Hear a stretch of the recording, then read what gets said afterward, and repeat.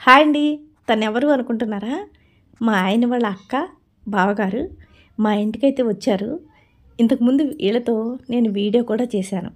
మీరు గుర్తుపట్టారో లేదో.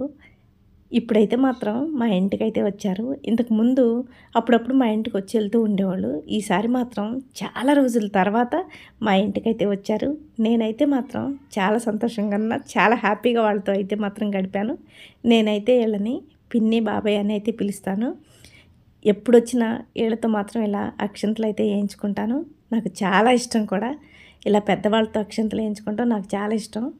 ఆడపిల్లలకి చీర పెడితే చాలా మంచిది అని చెప్పి ఎప్పుడైనా పండగలప్పుడు అప్పుడప్పుడు నేనైతే మాత్రం కంపల్సరీ నాకు ఇద్దరు ఆడపడుచులు, ఆ ఇద్దరు ఆడపడుచులకి మాత్రం అప్పుడప్పుడు ఇలా చీరలు మాత్రం కంపల్సరీ ఇస్తాను. ఎందుకంటే ఒక పుట్టింటి ఆశ అనేది ఏ ఆడపిల్లకైనా ఉంటుంది కదా.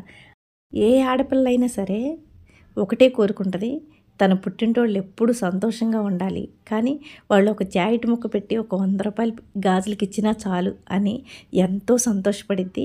వాళ్ళు బాగుంటే నేను బాగుంటాను అని ఎప్పుడు కోరుకునేది ఒక ఆడపిల్ల మాత్రమే. అలాంటి ఆడపిల్లని మాత్రం మీరెవ్వరూ ఉసూరు అనిపించకుండా మీ ఇంటికి వచ్చినప్పుడు మీకు తోచినంత వాళ్ళనైతే మాత్రం బాగా చూసి పంపించండి.